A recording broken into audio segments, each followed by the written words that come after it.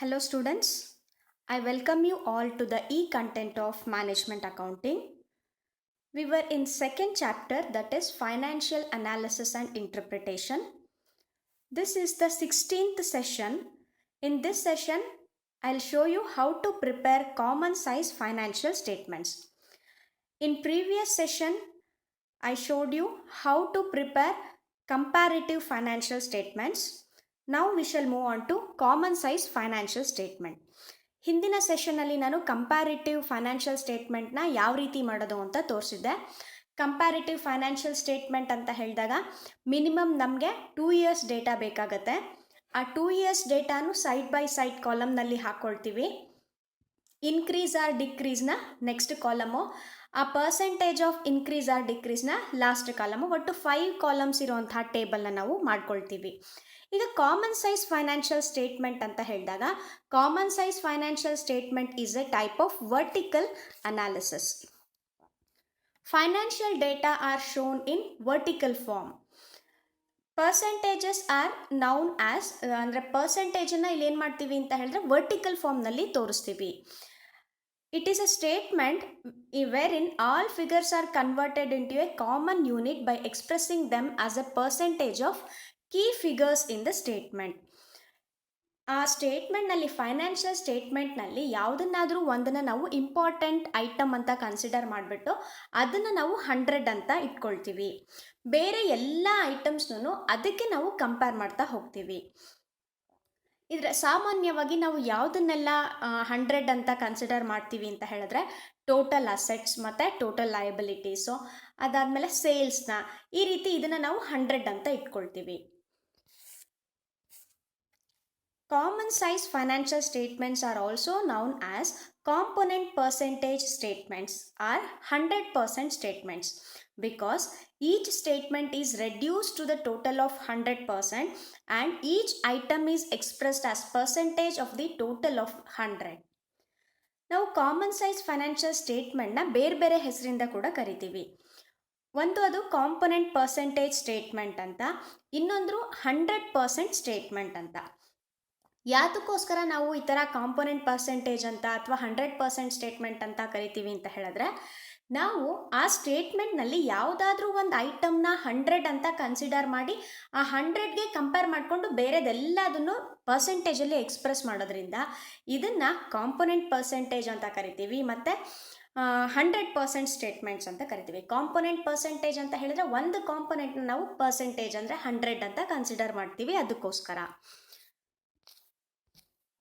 Common size financial statements are the statements which indicate the relationship of different items of financial statement with a common item by expressing each item as a percentage of that common item. ನಾನು ನಿಮ್ಗೆ ಈಗಲೇ explain ಮಾಡಿದ ಹಾಗೆ common size financial statements ಅಂತ ಹೇಳಿದಾಗ ಈ ಸ್ಟೇಟ್ಮೆಂಟ್ನಲ್ಲಿ ನಾವು ಬೇರೆ ಬೇರೆ ಏನು ಡೇಟಾ ಇದೆ, ಫೈನಾನ್ಷಿಯಲ್ ಡೇಟಾ ಇದೆ ಅಥವಾ ಫೈನಾನ್ಷಿಯಲ್ ಫ್ಯಾಕ್ಟರ್ಸ್ ಇದೆ, ಅದರ ಮಧ್ಯೆ ರಿಲೇಷನ್ಶಿಪ್ನ ಎಕ್ಸ್ಪ್ರೆಸ್ ಮಾಡ್ತೀವಿ. ಅದನ್ನು ಹೇಗೆ ಎಕ್ಸ್ಪ್ರೆಸ್ ಮಾಡ್ತೀವಿ ಅಂದರೆ ಯಾವುದಾದ್ರೂ ಒಂದು ಕಾಂಪೊನೆಂಟ್ನ ಟೋಟಲ್ ಅಥವಾ 100 ಅಂತ ಕನ್ಸಿಡರ್ ಮಾಡಿ ನಾವು ಇದನ್ನ ಎಕ್ಸ್ಪ್ಲೈನ್ ಮಾಡ್ತೀವಿ. As usual in common size financial statements also we can prepare common size P&L account and also common size position statements ಅಥವಾ ಬ್ಯಾಲೆನ್ಸ್ ಶೀಟ್. ಇಲ್ಲಿ 2 ಇಯರ್ಸ್ ಡೇಟಾನೇ ಇರಬೇಕು ಅಂತ ಇಲ್ಲ, ಈವನ್ 1 ಇಯರ್ ಡೇಟಾ ಇದ್ದರೂ ಕೂಡ ನಾವು ಕರೆಕ್ಟಾಗಿ ಇದನ್ನ ಮಾಡ್ಕೊಳ್ತಾ ಹೋಗ್ಬೋದು. ಸೊ ಕಂಪ್ಯಾರಿಟಿವ್ ಸ್ಟೇಟ್ಮೆಂಟ್ ಆದರೆ ನಮಗೆ 2 ಇಯರ್ಸ್ ಡೇಟಾ ಕಂಪಲ್ಸರಿ ಬೇಕಾಗಿರುತ್ತೆ. ಆದರೆ ಕಾಮನ್ ಸೈಜ್ ಸ್ಟೇಟ್ಮೆಂಟ್ಸ್ನಲ್ಲಿ ಜನರಲಿ 2 ಇಯರ್ಸ್ ತೊಗೊಳ್ಬೋದು, ಆದರೆ ಯೂಶ್ವಲಿ 1 ಇಯರ್ದಿದ್ರೂ ನಾವು ಕಾಮನ್ ಸೈಜ್ ಸ್ಟೇಟ್ಮೆಂಟ್ಸ್ನ ಮಾಡ್ಬೋದು. ಈಗ ನೀವೇ ಯೋಚನೆ ಮಾಡಿ, ಕಂಪ್ಯಾರಿಟಿವ್ ಸ್ಟೇಟ್ಮೆಂಟಲ್ಲಿ 2 ಇಯರ್ಸ್ದು ಯಾತಕ್ಕೆ ಬೇಕೇ ಬೇಕು ಅಂದರೆ ಒಂದನ್ನು ಇನ್ನೊಂದ್ರ ಜೊತೆ ಕಂಪೇರ್ ಮಾಡಬೇಕು ಅಂದರೆ ಅಲ್ಲಿ 2 ಡೇಟಾ ಇರಲೇಬೇಕಾಗತ್ತೆ. ಸೊ 2 ಇಯರ್ಸ್ ಡೇಟಾ ತೊಗೊಳ್ತೀವಿ. ಅದೇ ಕಾಮನ್ ಸೈಜ್ ಸ್ಟೇಟ್ಮೆಂಟ್ಸ್ನಲ್ಲಿ ಏನು ಮಾಡ್ತೀವಿ, ಅಲ್ಲಿರೋ ಐಟಮ್ನ ಯಾವುದನ್ನಾದರೂ 100 ಅಂತ ಅಥವಾ ಅದನ್ನೇ ಸ್ಟ್ಯಾಂಡರ್ಡ್ ಅಂತ ಫಿಕ್ಸ್ ಮಾಡ್ಕೊಳ್ಳೋದ್ರಿಂದ ಅದೇ ಬೇಸ್ ಐಟಮ್ ಆಗಿ ಕೆಲಸ ಮಾಡುತ್ತೆ. ಹಾಗಾಗಿ ಬೇರೆ ಯಾವುದೇ ಐಟಮ್ ಆದರೂ ನಾವು ಕಂಪೇರ್ ಮಾಡ್ಬೋದು. ನಮಗೆ 5 ಇಯರ್ಸ್ ಡೇಟಾ ಬೇಕು, 2 ಇಯರ್ಸ್ ಡೇಟಾ ಬೇಕು ಅಂತ ಏನೂ ಇಲ್ಲ. Even for 1 year we can prepare common size statements. ಈಗ ಕಾಮನ್ ಸೈಜ್ ಸ್ಟೇಟ್ಮೆಂಟ್ಸ್ನ ಹೇಗೆ ಮಾಡ್ತೀವಿ ಅಂತ ಸ್ಟೆಪ್ಸ್ ನೋಡೋಣ. ಫಸ್ಟ್ ನಾವೇನು ಮಾಡ್ತೀವಿ ಅಂತ ಹೇಳಿದ್ರೆ ಆಬ್ಸಲ್ಯೂಟ್ ಫಿಗರ್ಸ್ನ ಏನು ರುಪೀಸ್ನಲ್ಲಿ ಕೊಟ್ಟಿರ್ತಾರೆ ಅದನ್ನು ಫಸ್ಟ್ ಇಯರ್ ಸೆಕೆಂಡ್ ಇಯರ್ ಹೀಗೇನಾದರೂ ಕೊಟ್ಟಿದ್ರೆ first year second year third year fourth year ಈ ಥರ ಬರ್ಕೊಳ್ತೀವಿ. ಇಲ್ವಾ ಒಂದೇ ಇಯರ್ ಡೇಟಾ ಇದೆ ಅಂದರೆ ಪರ್ಟಿಕ್ಯುಲರ್ಸ್ ಮತ್ತು ಅದು ಒಂದೇ ವರ್ಷದ ಡೇಟಾ ಬರ್ಕೊಳ್ತೀರಾ.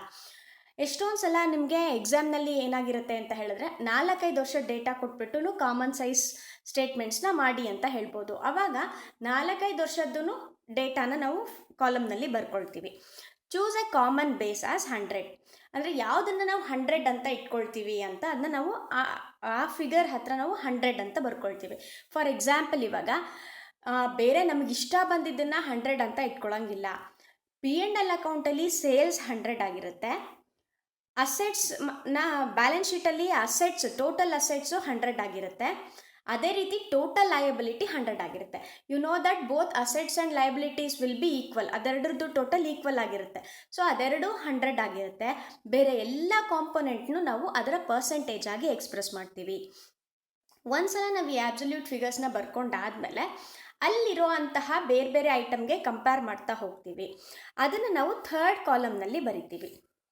ಇವಾಗ ನೋಡಿ, ವರ್ಟಿಕಲ್ ಅನಾಲಿಸಿಸ್ಸು ಈ ಸ್ಲೈಡ್ನಲ್ಲಿ ತೋರಿಸ್ದಂಗೆ ಡೌನ್ವರ್ಡ್ಸ್ ಅಥವಾ ಅಪ್ವರ್ಡ್ಸ್, ಅಂದರೆ ಅದಕ್ಕೆ ನಾವು ಕಂಪೇರ್ ಮಾಡೋದ್ರಿಂದ ಈ ರೀತಿ ಮೂವ್ಮೆಂಟ್ ಆಗುತ್ತೆ. ಯಾವುದೇ ಥರನೂ ನಾವು ಫಸ್ಟ್ ಇಯರ್ದು ಸೆಕೆಂಡ್ ಇಯರ್ದು ಡೇಟಾನ ಕಂಪೇರ್ ಮಾಡೋಕ್ಕೆ ಹೋಗಲ್ಲ. ಪರ್ಸೆಂಟೇಜ್ ಆಫ್ ಫಸ್ಟ್ ಇಯರ್ನೇ ಸಪ್ರೇಟ್ ಬರಿತೀವಿ, ಪರ್ಸೆಂಟೇಜ್ ಆಫ್ ಸೆಕೆಂಡ್ ಇಯರ್ನೇ ಸಪ್ರೇಟ್ ಬರಿತೀವಿ. ಇವಾಗ ನಿಮಗೆ 2 ವರ್ಷದ ಕೊಟ್ಟಿರಲಿಲ್ಲ ಡೇಟಾ ಅಂತ ಹೇಳಿದ್ರೆ ಪರ್ಟಿಕ್ಯುಲರ್ಸು ಫಸ್ಟ್ ಇಯರ್ ಡೇಟಾ ಮತ್ತು ಫಸ್ಟ್ ಇಯರ್ ಪರ್ಸೆಂಟೇಜ್ ಅಷ್ಟೇ 3 ಕಾಲಮೇ ನಿಮಗೆ ಬರೋವಂಥದ್ದು. ಇವಾಗ ಕಾಮನ್ ಸೈಜ್ ಫೈನಾನ್ಷಿಯಲ್ ಸ್ಟೇಟ್ಮೆಂಟ್ಸ್ನಲ್ಲಿ ಇಲ್ಲ ಒಂದು ಸಿಂಪಲ್ ಎಕ್ಸಾಂಪಲ್ ಕೊಟ್ಟಿದ್ದೀನಿ ನೋಡಿ.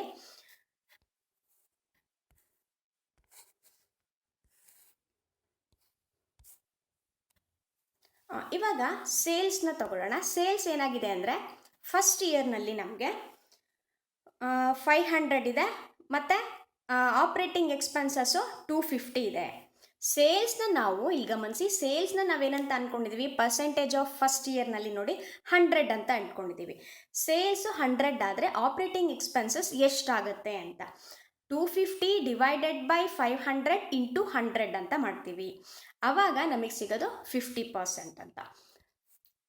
ಅದೇ ಥರ ಇಲ್ಲಿ ಸೆಕೆಂಡ್ ಇಯರ್ ಡೇಟಾನು ಅಷ್ಟೇ 450 ಇದೆ ನೋಡಿ, 600 ಇದೆ ಮತ್ತು 450 ಇದೆ. ಸೇಲ್ಸು 600 ಇರೋದನ್ನು 100 ಅಂತ ಕನ್ಸಿಡರ್ ಮಾಡಿದ್ದೀವಿ. 450ಗೆ ನಾವು ಪರ್ಸೆಂಟೇಜ್ನ ಕ್ಯಾಲ್ಕುಲೇಟ್ ಮಾಡ್ತಾ ಇದ್ದೀವಿ.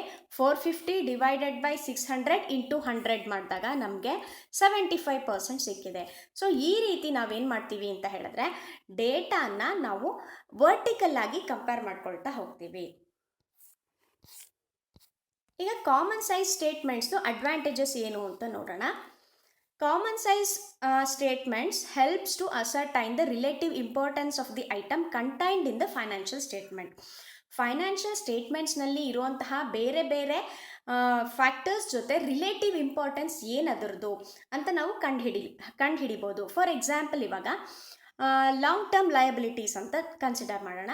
ಲಾಂಗ್ ಟರ್ಮ್ ಲಯಬಿಲಿಟೀಸು ಟೋಟಲ್ ಲಯಬಿಲಿಟೀಸ್ನ ಎಷ್ಟು ಪಾರ್ಟ್ ಆಕ್ಯುಪೈ ಮಾಡ್ಕೋತಾ ಇದೆ, what is the share of long term liability in total liability, or what percentage of fixed assets we have compared to the total asset percentage. ಈ ರೀತಿ ನಾವು hole ಪೋರ್ಷನಲ್ಲಿ ಎಷ್ಟು ಪೋರ್ಷನ್ನು ಇದಿದೆ ಅನ್ನೋದನ್ನು ನಾವು ಕಂಡುಹಿಡಿಬೋದು. It helps or facilitates for comparison, that is vertical comparison ಆಗುತ್ತೆ. Comparative financial ಸ್ಟೇಟ್ಮೆಂಟ್ಸ್ನಲ್ಲಿ ನಾವು ಹಾರಿಜಾಂಟಲ್ ಕಂಪ್ಯಾರಿಸನ್ ಮಾಡಿ ಬೇರೆ ಬೇರೆ ಇಯರ್ಸ್ಗೆ ಅಥವಾ ಬೇರೆ ಬೇರೆ ಬಿಸ್ನೆಸ್ ಜೊತೆ ಕಂಪೇರ್ ಮಾಡ್ತೀವಲ್ವ, ಇಲ್ಲಿ ಬೇರೆ ಬೇರೆ ಅಕೌಂಟಿಂಗ್ ಪೀರಿಯಡ್ ಅಲ್ಲದೇನೆ ಬೇರೆ ಬೇರೆ ಅಕೌಂಟಿಂಗ್ ಪೀರಿಯಡ್ಗೆ ಕಂಪೇರ್ ಮಾಡೋಕ್ಕಾಗಲ್ಲ. ಇಲ್ಲೇನು ಅದೇ ಅಕೌಂಟಿಂಗ್ ಪೀರಿಯಡಲ್ಲಿ ಒಂದು ಐಟಮ್, ಫಾರ್ ಎಕ್ಸಾಂಪಲ್ ಇವಾಗ ಆಪರೇಟಿಂಗ್ ಎಕ್ಸ್ಪೆನ್ಸಸ್ಸು ಈ ವರ್ಷ 50% ಇದೆ ಸೇಲ್ಸಿಗೆ ಅಂದರೆ ನೆಕ್ಸ್ಟ್ ಇಯರ್ ಏನಾಗಿರುತ್ತೆ, ಅದು 60% ಆಗಿರುತ್ತೆ. ಸೊ ಈ ವರ್ಷ 50 ಇದೆ, ನೆಕ್ಸ್ಟ್ ಇಯರು 60 ಇದೆ ಅಂತ ನಾವು ಅದನ್ನು ಸಪ್ರೇಟಾಗಿ ನೋಡಬೇಕಾಗತ್ತೆ ಹೊರತು ಕಂಪ್ಯಾರಿಟಿವ್ ಸ್ಟೇಟ್ಮೆಂಟ್ನಲ್ಲಿ ಏನು ಕಂಪ್ಯಾರಿಸನ್ ಬರುತ್ತೆ ಆ ಥರ ಕಂಪ್ಯಾರಿಸನ್ ಇರಲ್ಲ. ಬಟ್ ಆದ್ರೂ ಇಲ್ಲಿ ಕಂಪ್ಯಾರಿಸನ್ ಅಂತ ಹೇಳಿದ್ರೆ ಯಾವ ಥರ ಅಂತ ಹೇಳಿದ್ರೆ ಅದೇ ಬಿಸ್ನೆಸ್ನ ಅದೇ ನೇಚರ್ ಆಫ್ ಬಿಸ್ನೆಸ್ ಇರೋಂತಹ ಬೇರೆ ಫರ್ಮ್ ಜೊತೆ ನಾವು ಕಂಪೇರ್ ಮಾಡ್ಕೊಳ್ಬೋದು. ಫಾರ್ ಎಕ್ಸಾಂಪಲ್ ಇವಾಗ ಎಕ್ಸ್ ಅನ್ನೋದೊಂದು ಸಾಫ್ಟ್ವೇರ್ ಕಂಪನಿ, ವೈ ಅನ್ನೋದೊಂದು ಸಾಫ್ಟ್ವೇರ್ ಕಂಪನಿ ಆದರೆ ಎಕ್ಸ್ದು ಡೇಟಾಗೆ ಮತ್ತು ವೈದು ಡೇಟಾಗೆ ಸಪ್ರೇಟಾಗಿ ನಾವು ಕಾಮನ್ ಸೈಜ್ ಸ್ಟೇಟ್ಮೆಂಟ್ಸ್ನ ಮಾಡಿ ಅದನ್ನು ನಾವೇನು ಮಾಡ್ಬೋದು, ಕಂಪೇರ್ ಮಾಡ್ಬೋದು. Next, it helps to point out efficiencies and ಇನ್ಎಫಿಷಿಯನ್ಸೀಸ್.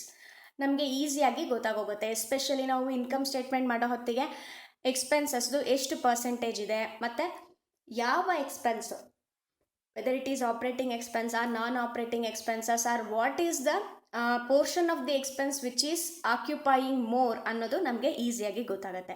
It helps to observe the trend of ratios of each of the components year by year. ಪ್ರತಿ ವರ್ಷವೂ ಯಾವ ರೀತಿ ಬದಲಾವಣೆ ಆಗ್ತಾ ಇದೆ ಅನ್ನೋದನ್ನು ನಾವು ಗಮನಿಸ್ಬೋದು. ಇವಾಗ ನಾನು ನಿಮಗೆ ಎಕ್ಸಾಂಪಲ್ ಕೊಟ್ಟನಲ್ಲ, ಇದು ಸೇಲ್ಸ್ನ ತಗೊಳ್ಳೋಣ, ಅಂದರೆ ಇನ್ಕಮ್ ಸ್ಟೇಟ್ಮೆಂಟ್ನ ತಗೊಳ್ಳೋಣ. ಇನ್ಕಮ್ ಸ್ಟೇಟ್ಮೆಂಟ್ನಲ್ಲಿ ಸೇಲ್ಸ್ ಮತ್ತು ಫ್ಯಾಕ್ಟ್ರಿ ಎಕ್ಸ್ಪೆನ್ಸಸ್ ಇದೆ ಅಂತ ಇಟ್ಕೊಳ್ಳೋಣ. ಫ್ಯಾಕ್ಟ್ರಿ ಎಕ್ಸ್ಪೆನ್ಸಸ್ ಮತ್ತು ಸೇಲ್ಸ್ದು ರೇಷಿಯೋನ ನಾವು ಪ್ರತಿ ವರ್ಷ ಮಾಡ್ತಾ ಇದ್ದೀವಿ. ಪ್ರತಿ ವರ್ಷವೂ ಮಾಡ್ತಾ ಇದ್ದಾಗ ಅದು ಪರ್ಸೆಂಟೇಜ್ ಇನ್ಕ್ರೀಸ್ ಆಗ್ತಾ ಇದೆಯಾ, ಡಿಕ್ರೀಸ್ ಆಗ್ತಾ ಇದೆಯಾ, ಇದನ್ನು ನಾವು ಕಂಡುಕೊಳ್ಬಹುದು. It is useful when data for more than a year is used. ಒಂದು ವರ್ಷಕ್ಕಿಂತ ಹೆಚ್ಚಿನ ವರ್ಷಗಳ ಒಂದು ಕಾಮನ್ ಸೈಜ್ ಸ್ಟೇಟ್ಮೆಂಟ್ಸ್ ಮಾಡಿದ್ರೆ ನಮಗೆ ಇನ್ನೂ ಹೆಚ್ಚಿನ ಮಾಹಿತಿ ಸಿಗುತ್ತೆ ಮತ್ತು ಹೆಚ್ಚು ಪ್ರಯೋಜನಕಾರಿಯಾಗಿದೆ. ಇದಿಷ್ಟು ಕಾಮನ್ ಸೈಜ್ ಸ್ಟೇಟ್ಮೆಂಟ್ಸ್ ಬಗ್ಗೆ ಆಯಿತು. ಸೊ ಇವತ್ತಿನ ಒಂದು ಸೆಷನಲ್ಲಿ ನಾನು ಕಾಮನ್ ಸೈಜ್ ಸ್ಟೇಟ್ಮೆಂಟ್ಸ್ನ ಪ್ರಿಪೇರ್ ಮಾಡೋದು ಹೇಗೆ, ಅಂದರೆ ಅದರದ್ದು ಫಾರ್ಮ್ಯಾಟ್ ಮತ್ತು ಅದರ ಅಡ್ವಾಂಟೇಜಸ್ನ ಡಿಸ್ಕಸ್ ಮಾಡಿದ್ದೀನಿ. Hope you understood and enjoyed the session. Thank you very much.